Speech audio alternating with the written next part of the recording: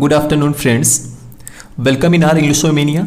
आज हम डिस्कस करेंगे 100 वीडियोस की जो सीरीज शुरू होने वाली है उसकी पहली वीडियो के बारे में, जो बहुत जीरो से लेकर बेसिक से लेकर एडवांस तक चलेगी। सबसे पहले हम ये जानते हैं कि व्हाट इज़ इंग्लिश। इंग्लिश क्या है? तो हर किसी को पता है कि इंग्लिश क्या है। English is a language. तो why do we need language? हमें भाषा की ज़रूरत क्यों है? क्योंकि हम कुछ भी कहना चाहते हैं। If you want to share something, your ideas, your thought, your advice, your suggestion to somebody else, you need a medium. आपको कुछ भी कहना है, आप किसी से कुछ भी आप बात शेयर करना चाहते हैं, आप अपनी आइडियाज़ शेयर करना चाहते हैं, आप कुछ किसी को सजेस्ट करना चाहते हैं, तो आपको किसी न किसी माध्यम की ज़रूरत पड़ेगी।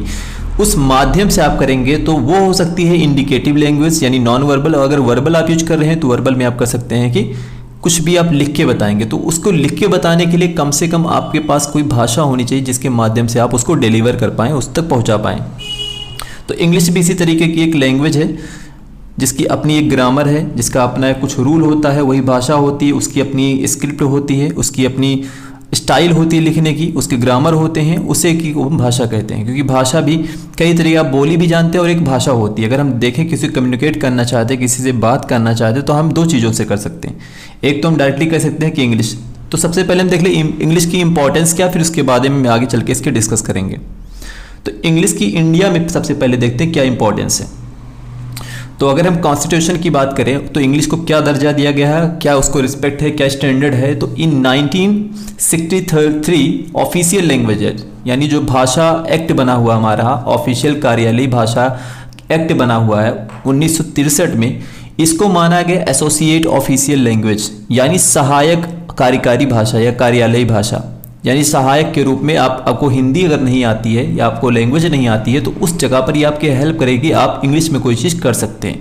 21 आर्टिकल में बताया गया है। तो ये बताया गया है, इट इज़ डिस्क्राइब इन 343 यानी 343 जो स्क्रिप्ट है उस वाले स्क्रिप्ट में, उस आर्टिकल में अनुच्छेद में इसके बारे में बताया गया है कि इंग्लिश क्या है। English is an associate official language, ये सहायक भाषा है। ये कॉन्स्टिट्यूशन में इंग्लिश को सहायक भाषा माना गया है।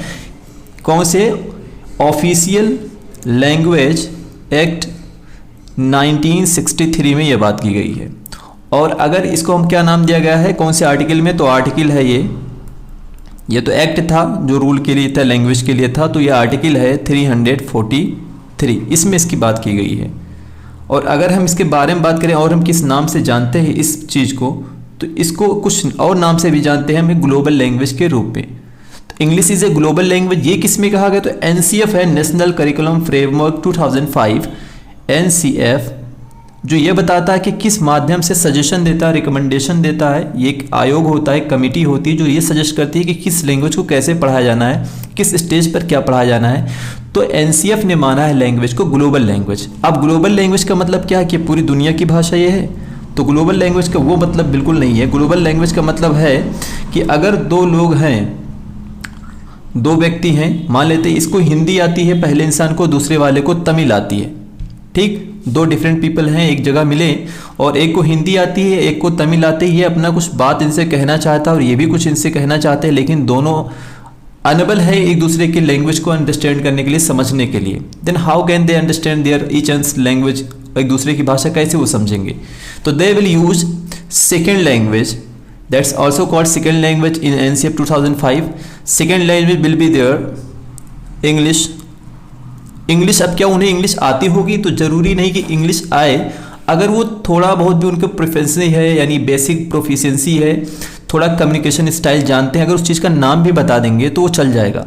तो यानी ये एक ऐसा सॉल्यूशन है, जब आप दो भाषा लोग होते हैं, दो डिफरेंट लैंग्वेज, दो पीपल हैं, दोनों को डिफरेंट लैंग्वेज आती है और वो एक दूसरे की लैंग्वेज नहीं समझ पाते हैं, तो वहाँ पे जो दूसरी लैंग्वेज यूज करते हैं वो क्या यूज करते हैं? English language. इस तरीके से इंग्लिश को ग्लोबल लैंग्वेज मानी गई है। और एनसीएफ 2005 में इसको सेकेंड लैंग्वेज भी माना गया है। फर्स्ट लैंग्वेज आपका जिस स्टेट में रह रहे उसके हिसाब से कुछ भी हो सकता है, लेकिन जो वहाँ पे सेकेंड लैंग्वेज होगी वो क्या होगी? आपकी इंग्लिश होने वाली है। यानी जो भी सेकेंड लैंग्वेज रहेगी वो आपकी इंग्लिश होगी। फर्स्ट लैंग्वेज अब तमिल में है तो तमिल आप बोलेंगे, गुजरात में है तो गुजराती रहेगी, वहाँ की आपकी सेकंड हो जाएगी इंग्लिश। जरूरी नहीं कि हिंदी फर्स्ट लैंग्वेज हो, स्टेट के ऊपर डिपेंड करता है कि वहाँ की लैंग्वेज कौन सी है। ये हमारी हो गई। तो भाषा के हमारे क्या, इंग्लिश को क्या स्थान दिया गया है इंडियन कॉन्स्टिट्यूशन में, ये इसके बारे में हमने जान लिया। अब जो लैंग्वेज होती है, लैंग्वेज की अपनी ग्रामर होती है, अपना अल्फ़ाबेट होता है, यानी स्टाइल होते हैं किस तरीके से किसको लिखा जाएगा। तो अपना अल्फ़ाबेट है, अपना ग्रामर है, ये सारी चीज़ें चलती हैं। एक सेट ऑफ रूल्स होते हैं, उसको हम कैसे किस चीज़ को करना है, सेट ऑफ रूल्स होते हैं किस तरीके से, किस तरफ से, कहाँ पे लिखना है, क्या लिखना है, ये सारी चीज़ें एक लैंग्वेज में होती हैं। एक होती है डायलेक्ट और एक होती है लैंग्वेज। दोनों से हम आप बात शेयर कर सकते हैं, दोनों से किसी से कम्युनिकेट कर सकते हैं। लेकिन जो डायलेक्ट होती है उसको हिंदी में हम बोली कहते हैं, लेकिन ये हमारी क्या है, भाषा। तो बोली और भाषा में ये डिफरेंट होता है कि ये बहुत ही लिमिटेड एरिया में बोली जाती है, बहुत ज़्यादा वाइड रेंज पर नहीं बोली जाती, बहुत लिमिटेड एरिया में बोली जाती है। रीजन टू रीजन ये डिफरेंट होता है, ये इसके टोन चेंज होते हैं, प्रोनाउंसिएशन से लेकर के इसकी टोन जो साउंड होती है वो चेंज होती रहती है। जैसे यहाँ पर अपनी अवधी है, तो अवधी एक बोली है, लैंग्वेज नहीं है। लेकिन अगर हम इंग्लिश कहें, हिंदी कहें, फ्रेंच कहें या फिर और कोई भी जर्मन लैंग्वेज कहें, तो ये बहुत ही ग्लोबल लैंग्वेज पर या कह सकते हो बहुत ही ब्रॉड लेवल पर बोली जाती है लैंग्वेज। और हर लैंग्वेज की अपनी एक भाषा होती है, अपनी एक स्क्रिप्ट होती है, अपना एक रूल होता है, अपना एक ग्रामर होता है, इसीलिए इसको हम भाषा कहते हैं। इसलिए भाषा और डायलेक्ट में थोड़ा सा डिफरेंट होता है। अब कौन कौन से, हर एक लैंग्वेज के 4 पोर्शन होते हैं, 4 मेन इंपॉर्टेंट होते हैं। वो क्या है कि सबसे पहले हम कोई भी चीज़ सीखते हैं तो उसमें सबसे पहले LSRW की सीरीज में सीखते हैं, यानी ऊपर से नीचे की तरफ हम आते हैं किसी भी लैंग्वेज को सीखने के लिए, इस तरीके से चलते हैं। सबसे पहले हम सीखते हैं क्या है, लिसनिंग। उसके बाद हम सीखते हैं स्पीकिंग, और उसके बाद हम सीखते हैं रीडिंग, और फोर्थ में सबसे लास्ट में हम सीखते हैं राइटिंग। ये हमारे 4 एस्पेक्ट होते हैं हर लैंग्वेज के। आप किसी भी लैंग्वेज को सीख रहे हैं तो आपके यही होते हैं। आप बचपन में सीखे हैं, आपने अवधि भी सीखी है तो इसी सीक्वेंस में सीखी है, लेकिन आपने अवधि को लिखा कभी नहीं क्योंकि उसकी ज़रूरत नहीं पड़ती है, इसीलिए उसका यूज नहीं है। नहीं तो वो भी आपकी लैंग्वेज अगर बड़े लेवल पर यूज होता तो वो भी लैंग्वेज कंसीडर्ड किया जाता, लेकिन वो बड़े लेवल पर नहीं होता, कुछ ही रीजन में बोले जाते हैं, छोटे से क्षेत्र में बोले जाते हैं। इसीलिए हमारे यहाँ पे इंग्लिश में क्या डिफ़िकल्टीज आती हैं कि हम सीख नहीं पाते, तो वो हम देखते हैं। और लैंग्वेज और डायलेक्ट में डिफरेंस जो होता है, डायलेक्ट में ये होता है कि डायलेक्ट में आप कोई भी चीज़ सिर्फ बोल सकते हैं, सुन सकते हैं, यानी इसमें क्या होती है, लिसनिंग होती है और स्पीकिंग होती है। यहाँ पर रीडिंग राइटिंग नहीं की जाती है क्योंकि इनकी कोई ग्रामर नहीं होती, कोई इनका सिंगुलर प्लूरल, कोई भी इनका लेटर, कोई भी इनकी स्क्रिप्ट नहीं होती है। इसलिए यहाँ पर 2 ही चीज़ें होती हैं, लिसनिंग और स्पीकिंग। लेकिन लैंग्वेज में क्या होती है, अपनी एक स्क्रिप्ट होती है। जैसे हम लैंग्वेज की अगर स्क्रिप्ट की बात करें तो इसकी जो स्क्रिप्ट मानी जाती है वो क्या है आपकी, रोमन, या आप ये भी कह सकते हैं लैटिन। ये स्क्रिप्ट इसकी है, यानी स्क्रिप्ट क्या कहती है, किसी लेटर को किस स्टाइल से लिखा जाएगा और किस सीक्वेंस में लिखा जाएगा, किस तरफ से लिखा जाएगा। जैसे आप ए लिख रहे हो तो आप ए इसी तरीके से बनाते हो, आप स्मॉल लेटर में होता तो आप ऐसे बनाते हो। ये नहीं है कि आप कोई भी लेटर ए अगर बना रहे हो तो आप ऐसे बना लो, क्योंकि ये रॉन्ग है, कोई ऐसा लेटर है ही नहीं। ये कौन डिसाइड करता है, उस लैंग्वेज की जो स्क्रिप्ट होती है ये डिसाइड करती है। ओके, अब इसके बाद क्या होता है, नेक्स्ट वाला पॉइंट इसमें होता है कि स्क्रिप्ट तो हो गई, अब लैंग्वेज होगा। अब लैंग्वेज स्क्रिप्ट में ये फ़र्क होता है कि आप जब भी इंग्लिश लिखते हैं तो आप लेफ़्ट टू राइट जाते हैं, लेफ़्ट टू राइट जाते हैं। किसी लैंग्वेज में जैसे उर्दू में है, उर्दू में क्या होता है, राइट टू लेफ़्ट आते हैं। तो ये अलग अलग लैंग्वेज की अपनी स्क्रिप्ट होती है, इसलिए वो लैंग्वेज होती है।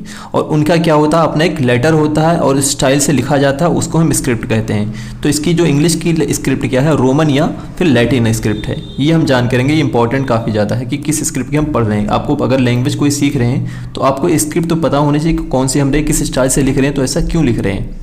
और उसके कुछ लिमिटेड नंबर्स होते हैं, जैसे आपको पता होगा कि इंग्लिश के लेटर कितने होते हैं, उसमें कुछ वाउल है, कुछ कंसोनेंट है, ये भी आपको पता है अच्छी तरीके से। लेकिन एक डायलेक्ट की, एक बोली की कोई भी स्क्रिप्ट नहीं होती कि बोली को किस तरीके से लिखा जाएगा। वो हिंदी का यूज करते हैं, लेकिन उसको मतलब एक रॉन्ग वे से यूज करते हैं।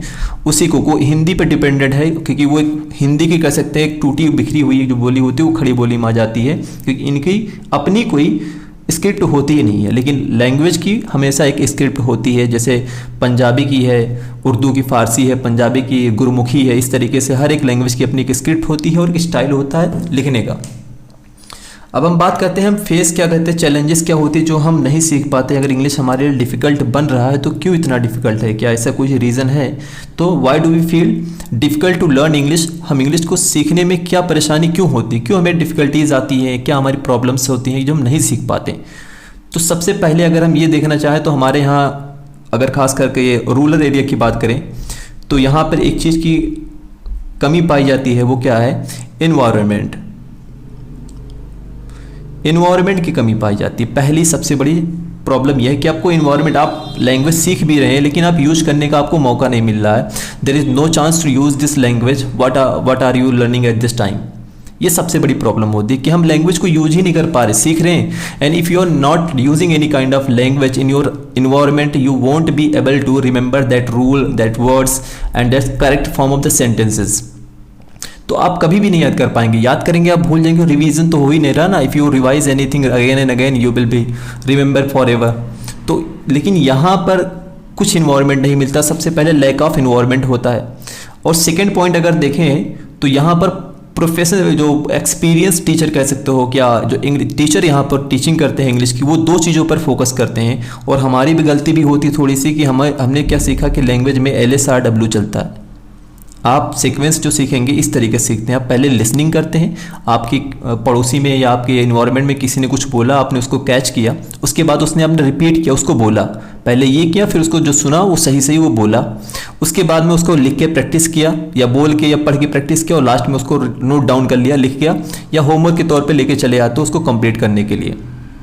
ये सीक्वेंस होता है। लेकिन हमारे यहाँ क्या सिखाया जाता है? हमारे यहाँ उल्टा चलता है। हमें क्या सिखाया जाता है? रीडिंग राइटिंग करते हम चले आते हैं, ये दो स्किल हम छोड़ देते हैं। ना तो स्पीकिंग कभी होती है हमसे और ना ही हम लिसनिंग करते हैं, कभी सुनना भी चाहते हैं इंग्लिश, क्योंकि वो समझ में नहीं आती। बचपन से हम ऐसा करते चले आते हैं। तो हमें सिखाया गया सबसे पहले आप ABCD घर से लिख के लाओ, ठीक। ये कहिए सबसे लास्ट पॉइंट जो होनी चाहिए, सबसे आखिर में करनी चाहिए, हमारा वहाँ से स्टार्टअप किया गया। सेकेंड, वो जब आप लिख के लाते हो तो आपसे सिर्फ क्लास में रीडिंग करवा के आपको बैठा दिया जाता है। तो दो स्किल पे आपने किया, फोकस किया, रीडिंग और राइटिंग पर। तो ये दो आपको इंप्रूव हो जाती है इंटर तक या हाई स्कूल तक आते आते। लेकिन दो चीज़ जो आप छोड़े हुए थे, LS यानी लिसनिंग एंड स्पीकिंग, ये आप तो छोड़ चुके थे। ये चीज़ आप कब कब इम्प्रूवमेंट करेंगे? लेकिन ये चीज़ जहाँ तक आते आते when you pass out intermediate, when you pass intermediate, you feel difficult to understand language whatever is speaking in your environment in English. क्यों? क्योंकि आपने उस पर प्रैक्टिस नहीं की है। और आप प्रैक्टिस नहीं करेंगे किसी भी लैंग्वेज को, चाहे हिंदी हो, संस्कृत हो, किसी भी लैंग्वेज को, आपको अवधि आ गई। आपको अवधि क्यों आई? क्योंकि आपका इन्वायरमेंट में अवधि बोली जा रही थी, आपने सुना, जब सुना तो उसको आपने दोहराया, इसीलिए आपको अवधि अच्छी तरीके से समझ में भी आती है और बोलना भी आती है, क्योंकि आप उस इन्वायरमेंट में रह रहे हैं, इसलिए आपको अच्छी तरीके से समझ में आ रही है, बिना किसी कोचिंग के आप सीख चुके हैं। इसी तरीके से हर लैंग्वेज को सीखने के लिए इन्वायरमेंट का होना जरूरी है। सेकेंड होता है जी lack of experience teacher. Experience teacher की कमी पाई जाती है, इसकी वजह से भी हमें लैंग्वेज नहीं आती। In rural areas, even teacher himself doesn't know how to pronunciate a word. Even he doesn't know about the intonation, stress, syllable, and there are many types of devices which is used to pronunciate or use in English language. Then how can teach you perfectly and make you better student to understand the English? But in this case, if you are able to use your language in your environment, you will be a good English language speaker. तो अगर हम यहाँ पर देखें तो teacher की सबसे ज़्यादा यहाँ प्रोफिशिएंसी में ये दिक्कत आती है कि टीचर खुद प्रोफिशिएंट नहीं होता, एक स्किल्ड नहीं होता अपनी खुद की फील्ड में ही, लैंग्वेज में। वो भी दो ही चीज़ टास्क को जानता ज़्यादातर करना। पहला आपका क्या करना है कि वो आपको पढ़ाएगा और उसके बाद में लिखवा देगा, चला जाएगा। और लिखवाया भी कैसे? वो इंग्लिश में बोल के लिखवाएगा, लेकिन वो डिस्क्राइब हमेशा किसका हेल्प से करता है? हिंदी या जो भी वहाँ की फर्स्ट लैंग्वेज है उस स्टेट की या उस एरिया की जो भी है उसमें आपको समझाता है। लेकिन पढ़ा क्या रहा है? आपको इंग्लिश। पढ़ाई किसकी करवा रहा है? वो इंग्लिश की। लेकिन प्रैक्टिस किसकी करवा रहा है? वो आपको हिंदी की। And if you are doing practice of Hindi, how can you learn English perfectly या फ्लुएंसली? तो आपको जिस लैंग्वेज को सीखना है, कोशिश करनी चाहिए कि आपकी जितनी भी चीज़ें होती हैं, even if you are asking question, if they are explaining any word, they are explaining any situation, it should be in English. कोई मैटर नहीं करता। हाँ, शुरुआत में if at the initial stage you will face the challenges to learn language, but after some time, after spending some time in this field, you will be able to speak, understand, write and read each and everything. यानी 4 aspect जो होते हैं grammar के, या 4 aspect जो होते हैं आपके लैंग्वेज के, उसको पूरी तरीके से समझने में आप एबल हो जाएंगे। लेकिन उससे पहले सबको आपको यूज क्या करना है, आपकी जिस लैंग्वेज को सीख रहे हो उसकी प्रैक्टिस उसी लैंग्वेज में करें, उसको पढ़े भी, सुने भी। The more input you will give in English, the more output you will get in English. जितना ज़्यादा आप बोलेंगे, कहने का मतलब है जितना ज़्यादा आप यूज़ करेंगे, क्योंकि आपकी जो वीक सेक्शन बचा वो क्या है, एलएस बचा है। RW रीडिंग राइटिंग आपको अच्छी तरीके से आती है, आपको ग्रामर परफेक्टली क्लियर है, पॉइंट टू पॉइंट आप नोटिस कर ले रहे हैं, लेकिन आप स्पीक क्यों नहीं कर पा रहे? क्योंकि आपने कभी अपने माइंड को और अपने टंग को एक साथ ट्रेन ही नहीं किया। आपने ट्रेन क्या किया, आप अपने माइंड को लिए और साथ में अपने हैंड को लिए, इन दोनों को एक साथ ट्रेन किया और ये दोनों आप एक साथ काम कर रहे हैं। आप जब भी आपसे कहा जाता है तो आप अच्छी तरीके से आपने क्या करते हैं, अपने हेड को ट्रेन किया, अपने आई को कॉन्टैक्ट को ट्रेन किया, और उसके बाद में आपने क्या किया, टंग को ट्रेंड किया। आप क्या करते हैं, जब हिंदी पढ़ते हैं, रीडिंग करते हैं, तो आप अपना माइंड यूज करते हैं, आप अपनी क्या करते हैं, इंग्लिश लैंग्वेज अपनी आई कांटेक्ट बनाते हैं बुक पर, और उसके बाद में आप आराम से रीडिंग कर ले जाते हैं। तो इन सारी चीज़ों को ट्रेन किया, लेकिन हमने कभी भी माइंड को लेकर के और अपनी स्पीकिंग को लेकर या लिसनिंग को लेकर हम कभी ट्रेन ही नहीं किए। That's why we are not able to speak English clearly. This is the reason. यही आपकी सबसे बड़ी वजह है जिसकी वजह से आप अंग्रेजी नहीं बोल पाते। If you are thinking that after learning vocab, learning so many rules of English grammar, you will be able to speak English, it's your just illusion। ये आपका सिर्फ भ्रम है और कुछ नहीं है। Firstly, you will have to speak English, doesn't matter how many words you have learned। कोई फ़र्क नहीं पड़ता आप कितने vocab याद कर चुके हैं, कितनी आपको आती है, कितनी ग्रामर आपको आती है। If you are gonna use this language, English language in your daily routine, you will be able to speak English fluently। Otherwise, there is no way to speak or learn language। तो ये दिक्कत आती है कि खुद teacher खुद professional नहीं होता, टीचर को खुद नहीं आती, तो क्यों आपको पढ़ा पाएगा? उसको खुद आप इसी एरिया में, आप जिस एरिया में अभी फ़िलहाल मैं हूँ, उस एरिया में आप पता है आपको क्या पढ़ाया जाता था, इसको वॉज, ये अभी भी कुछ लोग वेयर पढ़ते हैं इसको, आपको अभी भी इसके आर पढ़ाया जाता है, आपको अभी भी इसको वाटर पढ़ाया जाता है, अभी आपको ये भी पता है कि आपको इसको डाटर पढ़ाया जाता है, और आपको बहुत सारे आपको एग्जाम्पल दे देंगे। फादर पढ़ाते हैं इसको आप देखें तो आप इस शेड्यूल पढ़ाते हैं। ये सारे बहुत सारे वर्ड हैं ऐसे, मतलब नंबर ऑफ लिस्ट हैं जो हम आपको सुना सकते हैं कि यहाँ पे रॉन्गली पढ़ाते हैं, गलत तरीके से पढ़ाते हैं, लेकिन there is nobody to oppose him and there is no student there to oppose him. कोई भी स्टूडेंट हिम्मत नहीं कर पाता, जानता गलत पढ़ाते हैं लेकिन कोई कह नहीं पाता। If you are not going to oppose a wrong thing, it will be in your daily routine perfectly and it will be taught correctly. ये माना जाएगा, ये सही माने कि हम सही पढ़ा रहे हैं, आप अपोज नहीं करेंगे गलत चीज़ों का, तो ये आपके इन्वायरमेंट में चलना शुरू हो जाएगा। And if any thing is exist for long time, it is consider that is true. अगर कोई भी आपके इन्वायरमेंट में ज़्यादा समय तक लगातार चलती रहती गलत चीज़ भी, तो उसको सही मान लिया जाता है। फादर पढ़ते हैं, जबकि ये father, there is no pronunciation of R letter. Schedule पढ़ते हैं इसको, स्केड्यूल और शेड्यूल, ये इसकी प्रोनाउंसिएशन होती है, इसको भी नहीं पढ़ते। वाज पढ़ा जाता है जबकि वॉज है, इसे नहीं क्यों पढ़ता। ये आपको वेयर पढ़ते हैं या फिर वर पढ़ते हैं, जबकि यह व इतना ही ये साउंड है। आर पूरा क्लियर इसका साउंड करते हैं, जबकि आर को आर ही नहीं पढ़ा जाता, आ इतना पढ़ा जाता है। ये आपका भी सेम, इसका प्रोनाउंसिएशन इसका सेम है। इसको वाटर पढ़ते हैं जबकि ये वाटर, इसको आपको डाटर पढ़ते हैं जबकि है डॉटर।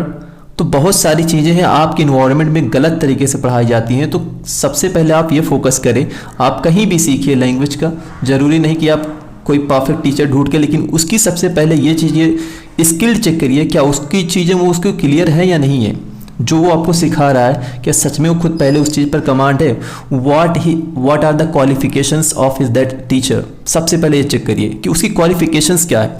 आपके इसी कॉन्वेंट्स में, आपके लोकल एरिया में क्या होती है, जो कॉन्वेंट स्कूल खुले हुए हैं, ऐसे ऐसे कॉन्वेंट है जहाँ पर आपका स्टेट टेस्ट होता है, आपका स्टेट यानी स्टेट टीचर एलिजिबिलिटी टेस्ट।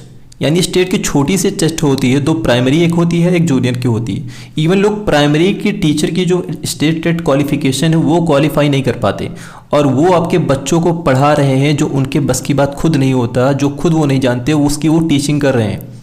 आप 300 से ले करके आप 600 800 तक का आप फीस कॉन्वेंट में देते हैं। क्या आप कभी ने if you ever ask somebody else to how to tackle this situation, your students और your children is not getting properly taught in the convent school, but you never dare to ask question to the management. कभी नहीं पूछते आप 300 से 800 रुपये तक, 600 500 रुपये तक फ़ीस देते हैं, और उस फीस के बारे में कभी आप जाते ही नहीं स्कूल में चेक करने के लिए कि अगर हम क्या हमारे बच्चे की कमी है टीचर की। If you talk about the teaching, it is considered that there is no mistake of the children or the student. If somebody is not getting properly anything, he is unable to understand what is teaching in this school, it is the mistake of the teacher. ये mistake गलती teacher की, अगर बच्चा नहीं समझ पा रहा, आपके बच्चे की गलती नहीं होती है। ये आप समझिए, आप इंटरमीडिएट पास करके कोई जाके वहाँ पढ़ा रहा है, उससे फ़ायदा क्या होता है कि इंटरमीडिएट वाले को भी फ़ायदा ये हो रहा है कि उसकी जो एक्सपेंडिचर है, छोटी इनकम, डेली एक्सपेंसेस है, डेली के खर्चे हैं, वो उससे निकल रहे हैं।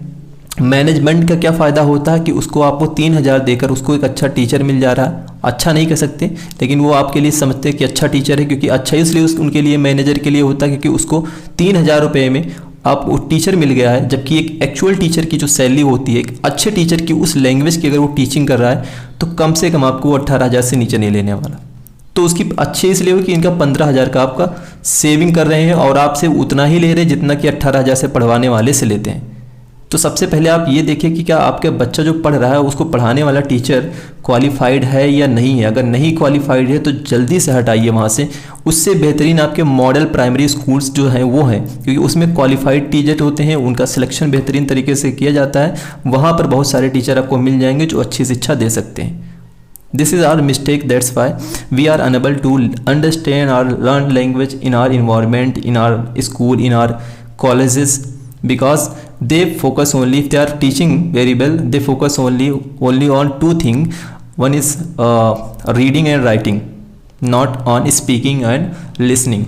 This is the difficulties and lack of connectivity. आप ये कह सकते हैं कि आपने कोई वर्ड सीखा, मान लेते हैं कि छोटा सा एग्जांपल लेते हैं, डॉग सीखा। डॉग का आपने सीखा कि डॉग मीन्स कुत्ता होता है, लेकिन आप इसका यूज ही नहीं कर रहे हैं। आपको डॉग दिखता है तो डॉग नहीं कहते, कुत्ता कहते हैं। तो इधर one day you will forget this word. एक दिन ऐसा आएगा कि आप ये वर्ड मीनिंग आपको हो सकता है डॉग मतलब पता रहे, लेकिन इसकी स्पेलिंग भूल जाओ। ये तो छोटा सा 3 लेटर का एक वर्ड था, अगर इससे ज़्यादा बड़े लेटर के होंगे तो आप भूल जाएंगे। क्यों? क्योंकि आप उसका यूज़ नहीं कर रहे हैं।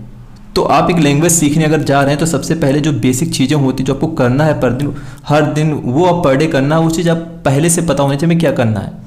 और आप ये जरूरी मत सोचिए कि कोई क्लासरूम के अंदर ही एक लैंग्वेज आप सीखेंगे, सिर्फ क्लास के अंदर सिखाई जाएगी और कहीं नहीं। आपकी जो मूवीज़ है वहाँ से आप सीख सकते हैं, बस स्टॉप है वहाँ सीख सकते हैं, एयरपोर्ट पे जा रहे वहाँ सीखते हैं। लैंग्वेज हर जगह, लैंग्वेज इज़ एवरीवेयर, बस लर्नर शुड बी रेडी। सिर्फ सीखने वाला तैयार होना चाहिए। लैंग्वेज हर जगह होती है, बस आपको सीखने वाले, बस सीखने का जज्बा होना चाहिए। आप खुद से इसको सीख जाएंगे। और कौन सी परेशानियाँ आती हैं हम वो देखते हैं, इसके बारे में डिस्कस करते हैं आगे।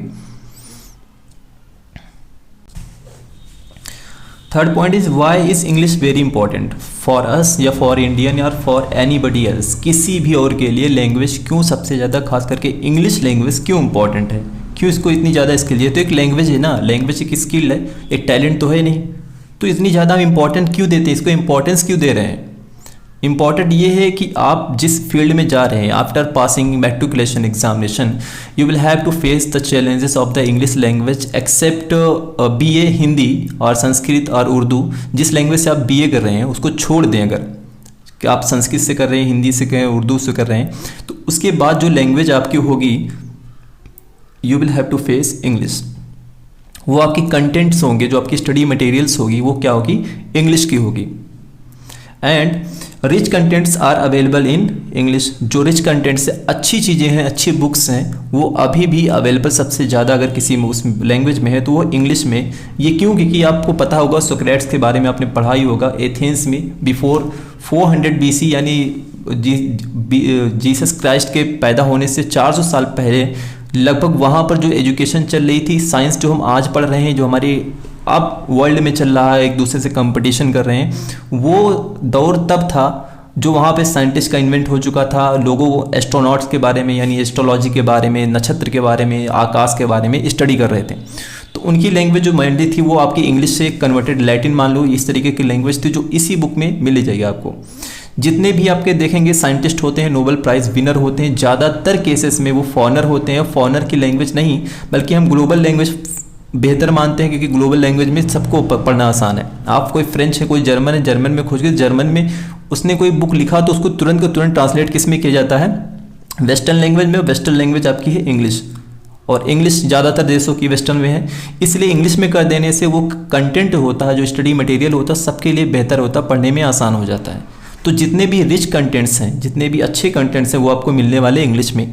आज इंडिया में ये कंडीशन हो चुका है, if you are going to take admission in any college, you firstly you will have, they will check your speaking English और LSRW यानी reading, writing, listening, speaking English की चेक करेंगे कि आपको आती है नहीं आती है। If you are unable to perform on this skills very well, you won't be able to take admission in that school और दैट कॉलेज। ये कंडीशन हो चुकी। आपको अगर लिसनिंग, स्पीकिंग, रीडिंग, राइटिंग अच्छी तरीके की समझ लैंग्वेज की नहीं है तो आपको एडमिशन ही नहीं दिया जाएगा। Events if your parent doesn't know about it, they won't let you admit in their colleges or convent or schools. ये कंडीशन हो चुकी है। आपके पेरेंट्स को भी, यानी कि कॉन्वेंट में पढ़ाते आधा है, आधा के उस पेरेंट्स को पढ़ाना पड़ता है। आप भेज देते हैं कॉन्वेंट, भेजने के बाद जब वापस आता है तो आप उसे छूते नहीं, देखते नहीं होमवर्क क्या मिला, क्या करने करवाना है, हेल्प तक नहीं करवाते। और कॉन्वेंट में ऐसी पढ़ाई नहीं होती, आपको हेल्प करवाना पड़ेगा, इसलिए वहाँ पढ़ाई तो करवाते, उसके बाद यहाँ भी आते, देखते हैं लड़के ट्यूशन पढ़ते हैं, कोचिंग्स करते हैं, ताकि अच्छे तरीके से समझ पाए। तो कुछ चीज़ों को आप समझना होगा इससे पहले कि आप एक लैंग्वेज सीखने जा रहे हैं। तो ये है इसकी वजह। सबसे ज़्यादा इंपॉर्टेंट ये है कि हर एक कंट्री की इवन लगभग सेकेंड लैंग्वेज जो बन चुकी है या ग्लोबल लैंग्वेज बन चुकी है वो इंग्लिश है। आपको रसिया में जा रहे हो, रशियन नहीं आती, आपको हिंदी आती है, if you want to communicate someone else you will have to speak English. आपको इंग्लिश में बात करना पड़ेगा, तब वो समझ पाएगा, तब वो आपकी हेल्प कर पाएगा। ये कंडीशन हो चुकी है, पूरे वर्ल्ड की बात कर रहे हैं। क्योंकि जितने भी गैजेट्स आ रहे हैं, जितने भी डिवाइसेज आ रहे हैं, वो लैंग्वेज होती, हाँ दिया तो रहता बहुत सारे लैंग्वेजेस, लेकिन mostly they will use only English language. Like Wikipedia, there is option also, you can just change language on Wikipedia, internet also, but rich contents are available still on the internet or media in English. So please learn English if you want to make your life better in future.